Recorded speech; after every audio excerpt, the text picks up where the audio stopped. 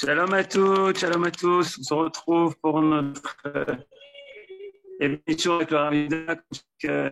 Comme chaque vendredi, on est très contents avec le Rabbi Shai. Et bien sûr, Parashat Chukat. Et Chukat qui est séparé, qui n'est pas avec Balak cette année. Et vous pouvez, comme chaque année, bien sûr,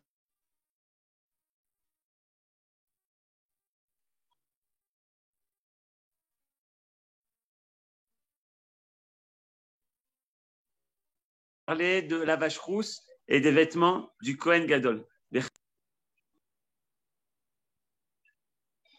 Shalom, shalom à tous et à toutes. Parashat Chukat. Dans la paracha de cette semaine, on a au début de la paracha la fameuse de la et on espère qu'un jour on nous a de le déchiffrer. Et on a important.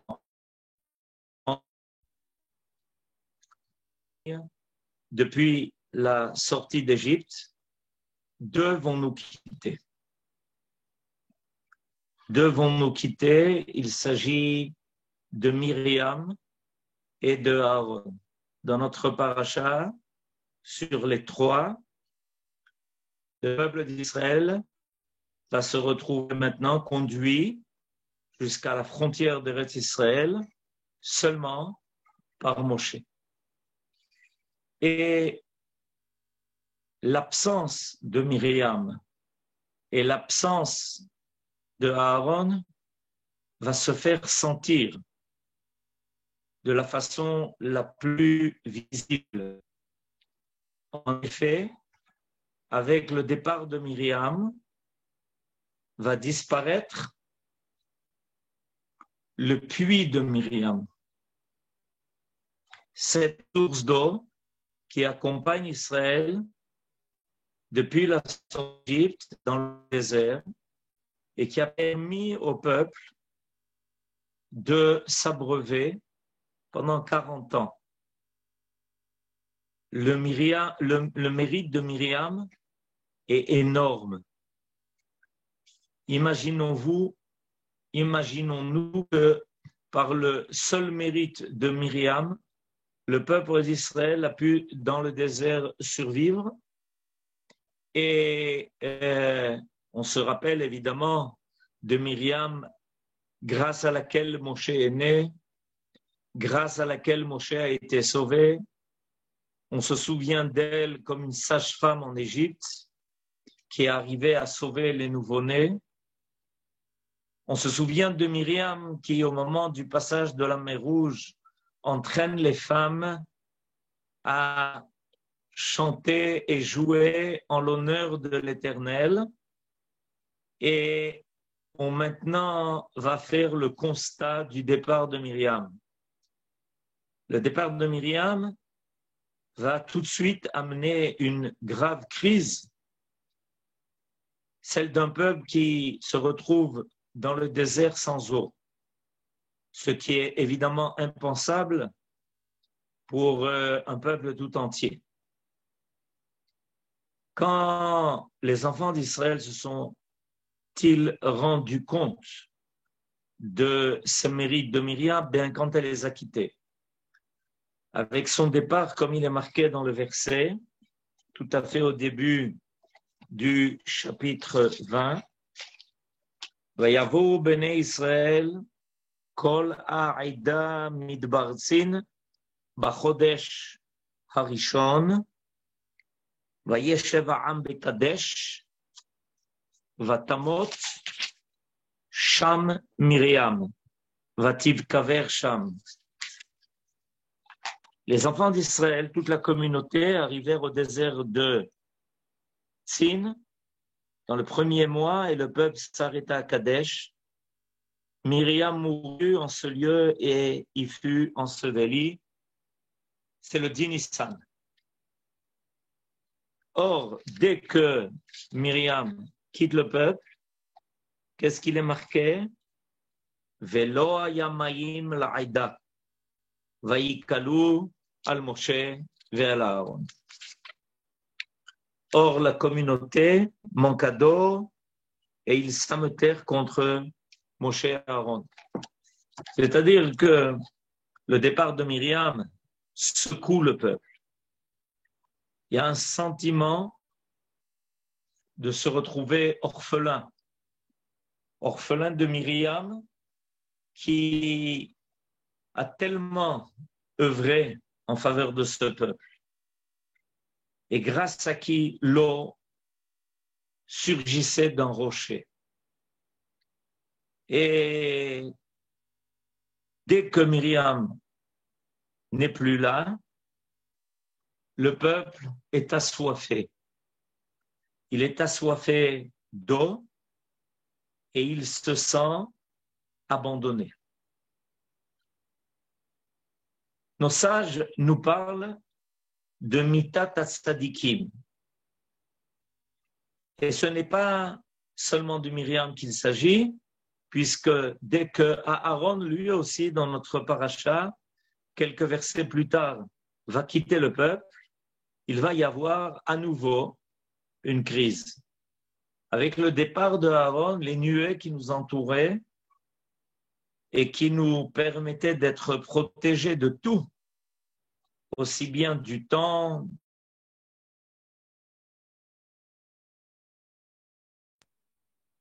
ces nuées-là qui nous entouraient, voilà qu'elles disparaissent. Par le mérite de Aaron, on était protégés. Par le mérite de ce Kohen Gadol,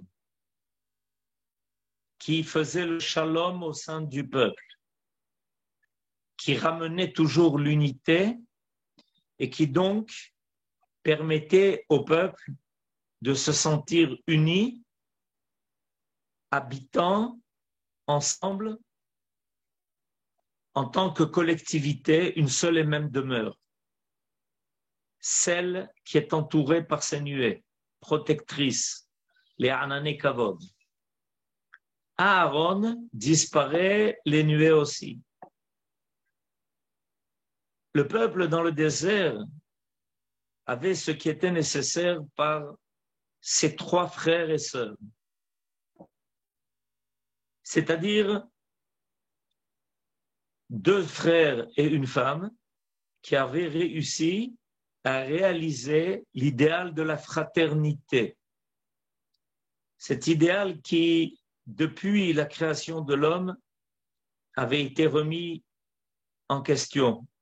Caïn qui va tuer son frère Havel, et ensuite l'histoire des frères que l'on va suivre dans l'histoire de nos pères, Ishmaël et Yitzhak, Esav et Yaakov, Yosef et ses frères. Voilà que cette fraternité s'est réalisée avec ces 3 frères et sœurs. Et il y en a 2 qui partent, et en même temps, le peuple se sent livré. Heureusement que Moshe est encore là. Et il va réussir, par ses propres mérites, par la Torah, à faire revenir. Mais dans un premier temps, un sentiment de manque énorme apparaît au sein du peuple. Nos sages nous parlent donc de Mitat Tzadikim, le départ de ces tzadikim, et très souvent, le départ des tzadikim, en laissant un vide, va provoquer un éveil et un réveil. En se disant, ouah, ce qui jusqu'à présent était tellement simple et évident. Ces tzadikim qui étaient là et qui nous donnaient les réponses espérées, qui, par leur mérite, nous protégeaient. Et surtout, ces tzadikim de qui on avait à apprendre. Parce que les tzadikim en question, aussi bien Myriam que Aaron, étaient des exemples au sein du peuple. La meilleure éducation que l'on puisse recevoir, c'est cette rencontre sans intermédiaire avec des hommes et des femmes de haute valeur, de grande valeur, qui nous inspirent et qui nous encouragent, nous aussi, à devenir meilleurs. Et nos sages, dans le traité de Moed Katan, vont tirer deux enseignements importants qui n'en sont qu'un seul. En effet, après toutes les indications et tout l'enseignement de la vache rousse, tout de suite après, on nous parle du départ de Myriam. Il y a une juxtaposition de ces deux parachiotes, de la paracha de la para Adouma et de la paracha de la mort de Myriam à Neviah. Et nos sages tirent un enseignement de cette smichut à parashiot, du fait que ces deux parachiotes sont juxtaposés. L'enseignement qu'ils tirent est que, de la même façon que la para Adouma, mechaperet, ma para Adouma mechaperet, af mitatan shetzadikim mechaperet. La para Adouma a la faculté de purifier tous ceux qui ont été en contact avec le mort ou la mort. Et il y a quelque chose d'extraordinaire qui se passe. Parce que tout celui qui a été en contact avec la mort est resté sous l'impression que la vie n'est que passagère. Et ça amène très souvent d'ailleurs à faire un compte, à se dire que la vie de l'homme peut-être n'est qu'éphémère. Un homme naît, il passe dans ce monde et il le quitte. Et ça secoue beaucoup, cette constatation. Mais voilà que la mort de Myriam nous apprend quelque chose. Qu'au lieu de se laisser abaisser, heurter par le phénomène de la mort, on peut comprendre par la mort des tzadikim combien, quand on lit ce livre, on va laisser dans le monde une empreinte. On va arriver à changer le monde. Myriam, qui accompagne les enfants d'Israël en Égypte dans leur souffrance, et avec le départ du peuple d'Égypte, qui continue de les accompagner, va prouver par sa vie combien on peut amener, combien on peut donner, combien on peut contribuer à la vie d'un peuple tout entier.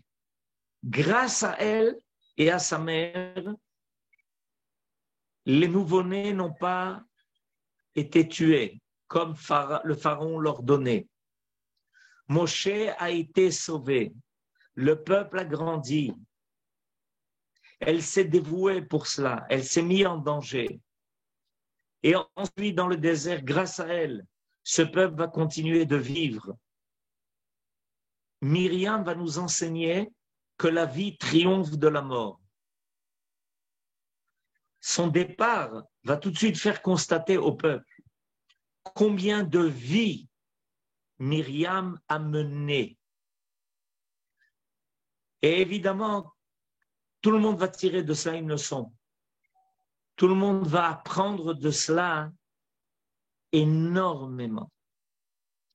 chacun de nous va se dire, il faut que ma vie serve à quelque chose, qu'elle amène une plus-value, qu'elle soit conséquente, que je ne sois pas un passage éphémère dans le monde, mais quelque chose de plus profond, quelque chose de plus grand. La capacité de donner, la capacité de mettre ma vie à la disposition d'un idéal.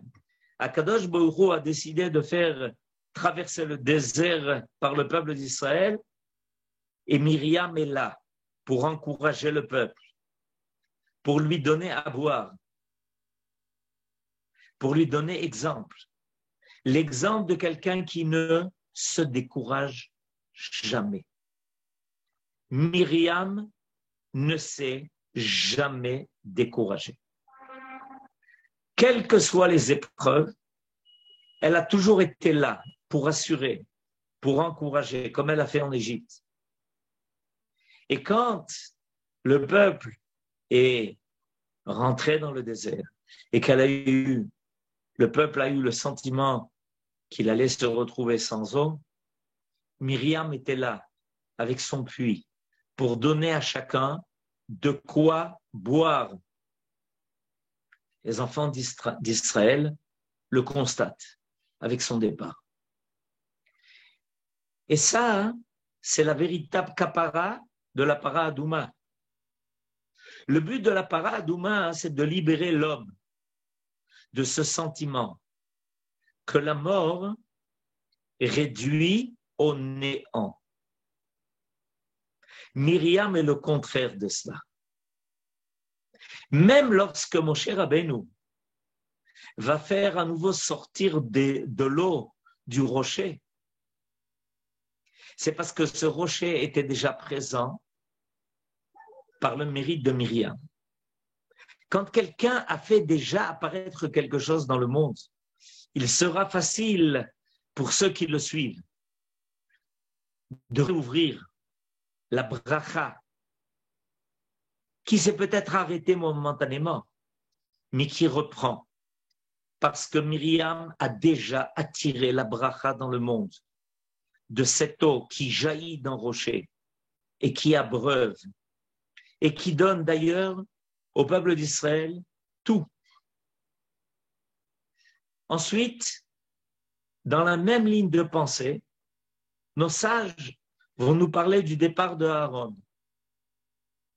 Et ils constatent que la paracha, dans le même chapitre, le chapitre 4, au verset Kavav, va juxtaposer les vêtements du Kohen Gadol et le départ de Aaron. Je vous lis le verset. Moshe Rabbeinu reçoit l'ordre. Il reçoit l'ordre Ve'afshet et Aaron et Begadav Ve'ilbashtam et Eleazar beno Ve'Aaron Yasef Umet Sham. Traduction. Dépouille Aaron de son costume. Il faut en revêtre Éléazar, son fils. Alors Aaron rejoindra ses pères et il meurt là.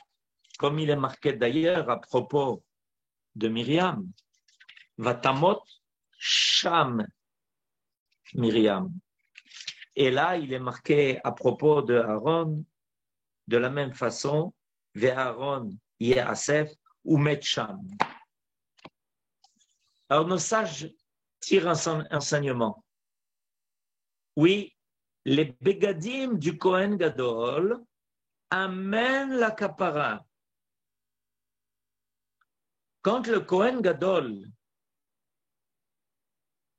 se parait de ses vêtements et qu'il prenait service dans le Beth Amikdash, il amenait la kapara pour tout le peuple.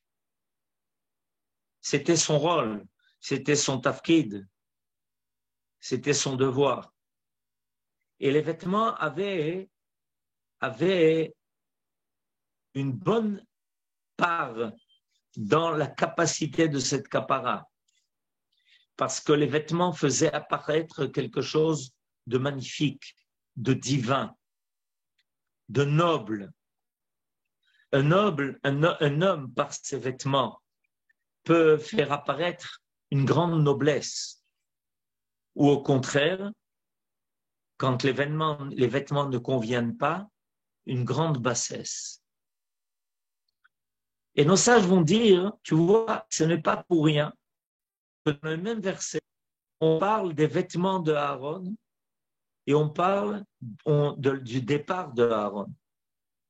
Pour t'apprendre que de la même façon que les vêtements amenaient la kapara au peuple tout entier, le départ des tzadikim amène la kapara.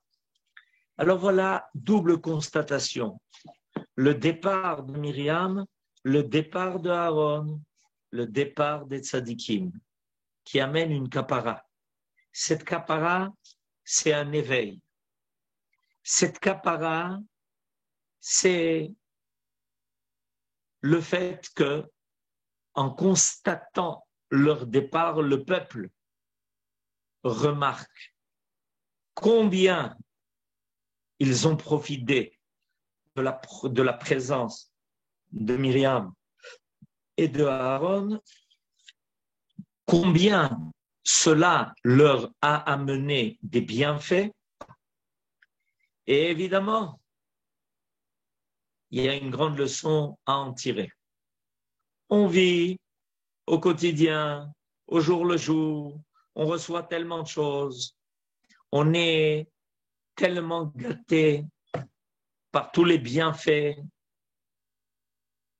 qui nous viennent sans qu'on ait fait pour cela tellement d'efforts.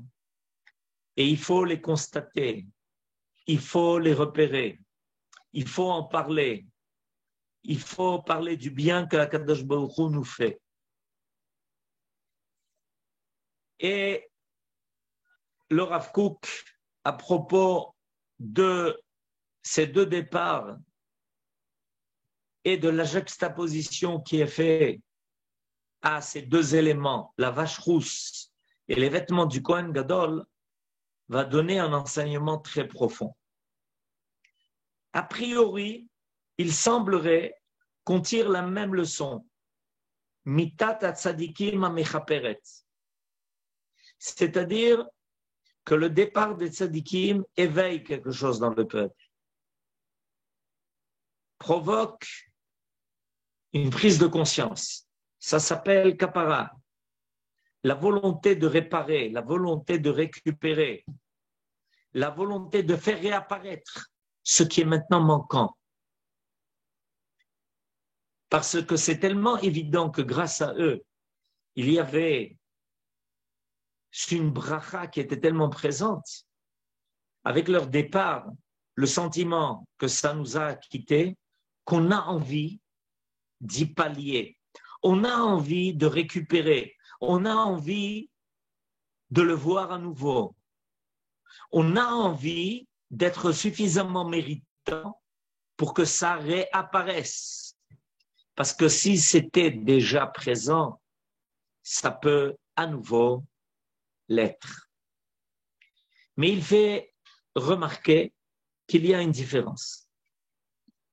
La para adouma, quand on prend ces cendres et qu'on les mélange à une eau vivante, on va asperger celui qui est tamé, celui qui est impur.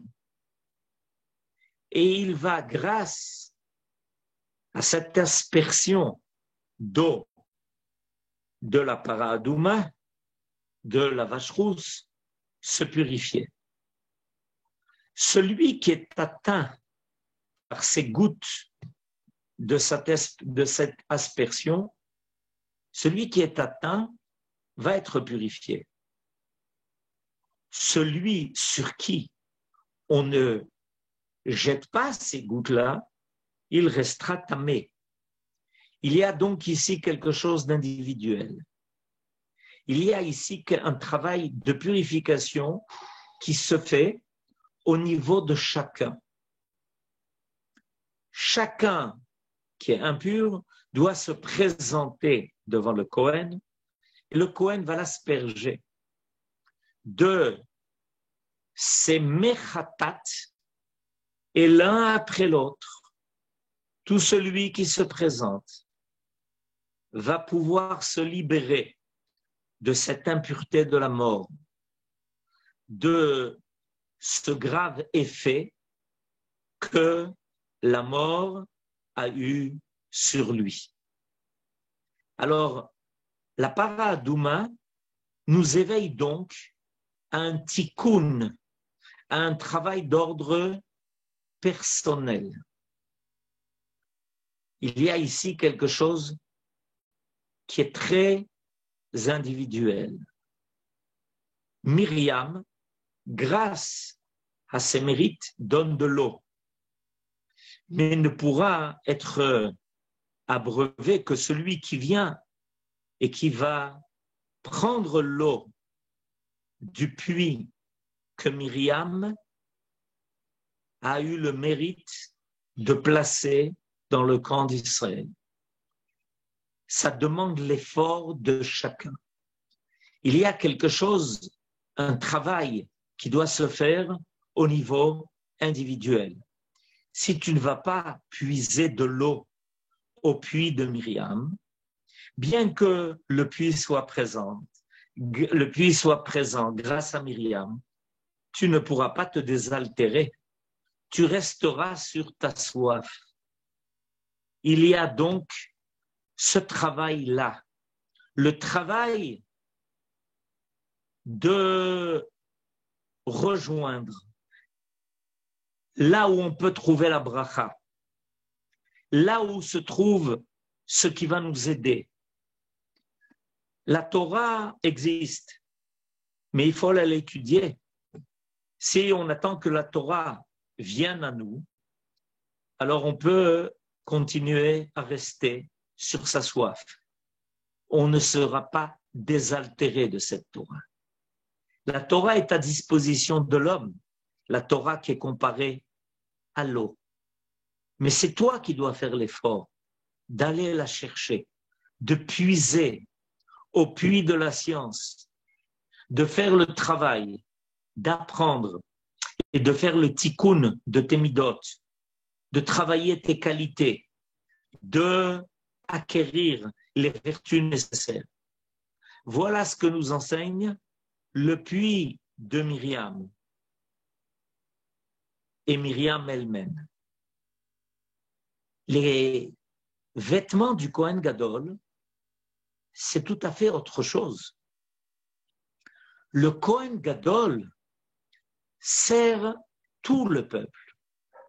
Il œuvre dans le Beth Amikdash et il amène la kapara sur l'ensemble d'Israël.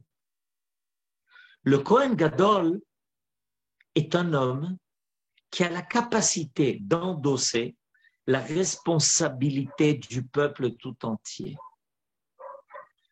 sans qu'on s'en rende compte. Alors que le jour de Yom Kippourim, il va rentrer dans le Kodesh HaKodashim, dans le Saint des Saints, et qu'il va là-bas prier, supplier à Kadosh Baruch Hu de pardonner au peuple tout entier. Le peuple tout entier va être pardonné par le Kohen Gadol, qui a réussi, en mettant ses vêtements de parure, à élever l'ensemble de la collectivité vers quelque chose de plus beau, de plus noble, de plus idéal. Ce n'est pas un travail individuel cette fois-ci. C'est un travail qui est collectif. Aaron HaKohen, par sa stature morale, sa stature spirituelle, arrive à élever le peuple tout entier vers quelque chose de grand, d'énorme. Il inspire l'ensemble d'Israël. Pour compléter le travail individuel qui est fait, comme je l'expliquais à propos du puits de Myriam, où chacun doit aller jusqu'au puits pour y puiser de l'eau qui va l'abreuver et le désaltérer. Aaron à Cohen, lui, il est dans le Mishkan, il est dans le Mikdash, il est au sein du peuple et il passe. Et tout le monde voit la grandeur, la noblesse de cet homme. Et le peuple se dit, si j'ai des personnages aussi grands et importants en mon sein, cela prouve que nous, le peuple d'Israël, nous sommes tous à un niveau de Kohanim.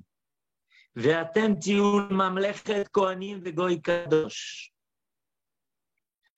Aaron est un travail d'ordre collectif.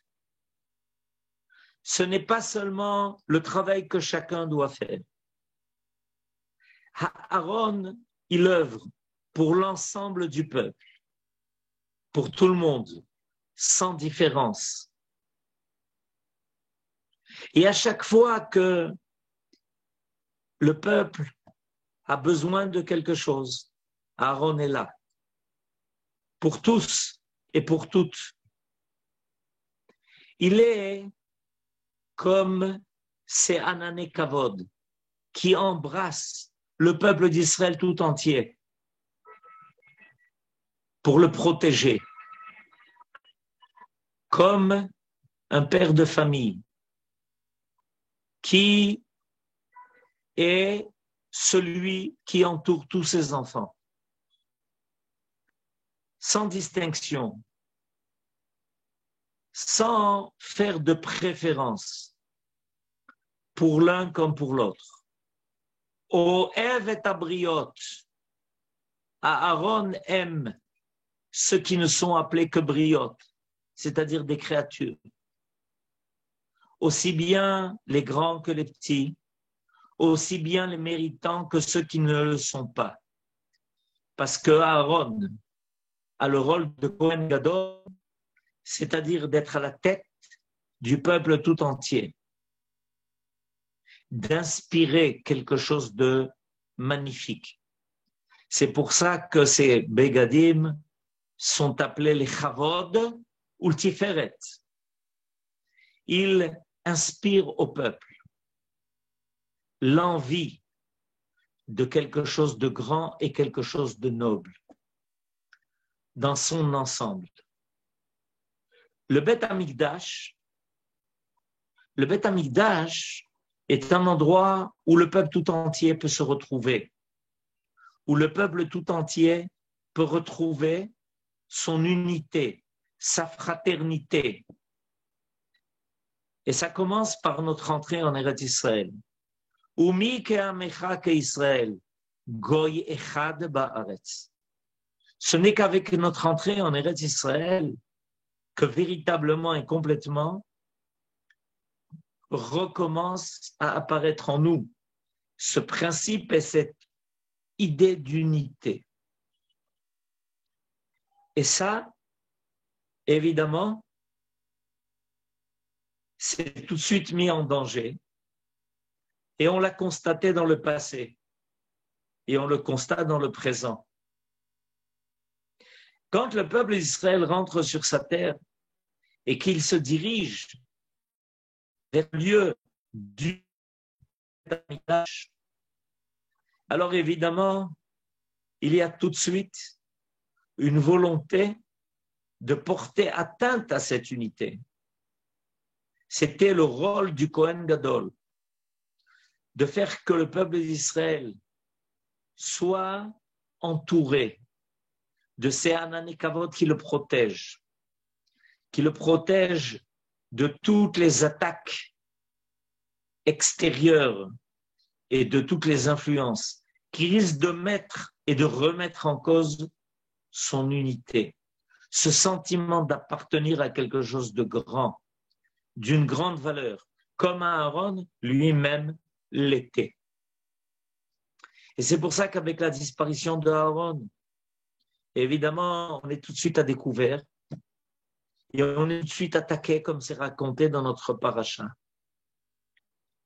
Alors, il faut savoir que c'est le défi que nous avons maintenant à assurer, à assumer. On est en route vers le Beth Amikdash. On est en route vers l'idée d'un peuple qui va se rallier à un idéal extrêmement élevé.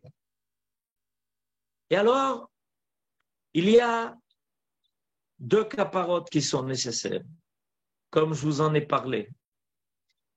Un travail individuel que chacun de nous doit faire à son niveau. Aller s'abreuver au puits de Myriam, boire de l'eau pure, et non pas d'une eau qui a été souillée. Pas seulement pour quelque chose qui met en cause notre santé physique, mais notre santé morale et spirituelle. C'est un travail qui doit se faire au niveau individuel. Mais il y a aussi le travail qui doit se faire dans le cadre d'Aaron. Ne pas permettre que le peuple se disperse entre des valeurs qui le dispersent et qui ne lui permettent pas de sentir qu'il est finalement le peuple du Dieu unique. Et pour ça, il y a un travail au niveau collectif. Il y a un travail où il faut faire apparaître une grandeur d'esprit, une grandeur d'âme qui permettent à tous de se rallier à une seule et même idée, celle que le peuple d'Israël a été choisi pour faire rejoindre le monde entier à quelque chose de noble, de vrai, de fort, d'illuminé, et non pas une situation d'un individualisme qui amène à malheureusement une isolation des individus et un dépouillement de la nation d'un sentiment d'unité. Et c'est notre paracha qui nous l'enseigne. Mitat tzadikim amichaperet. Les tzadikim réclament de nous d'aller et de retrouver et de faire réapparaître ce qui a disparu quand eux-mêmes, en disparaissant, ont pris cette bracha qui était présente en nous. Nous, le peuple d'Israël, en tant que peuple, on est capable de la faire réapparaître. Et finalement, c'est ce qui va se passer. Bien que Myriam nous quitte, finalement, le rocher va à nouveau redonner de l'eau. Bien que Aaron nous ait quittés, les Hanan et Kavod sont revenus grâce à la force de Moshe. Et ce qui nous semble tellement manquer aujourd'hui, peut-être parce que en réalité, ils sont là en attente et ils veulent à nouveau faire réapparaître leur bracha pour nous, Israël, en tant qu'Israël, qui lutte pour réaliser le rôle que Dieu lui a donné ici en faveur du monde entier. Et on avance avec toutes les difficultés et tous les obstacles, mais on finira par les surmonter. Amen, Kani et Ratson, Chodesh Tov et Shabbat Shalom.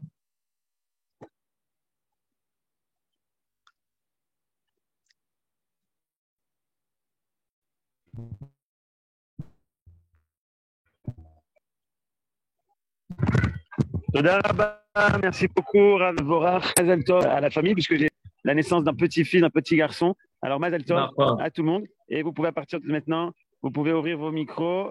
Hop. et souhaiter Shabbat Shalom. Shabbat Shalom, Rav Ben Ishai, Shabbat Shalom à tous. Shabbat Shalom. Shabbat Shalom. Shabbat Shalom. Shabbat Shalom. Shabbat Shalom. Shabbat Shalom. Shabbat Shalom, Rav. Toda raba. Shabbat Shalom, Rav. Shabbat Shalom, לכולם. Non, lui, on le voit plus, mais les Chodesh Tov.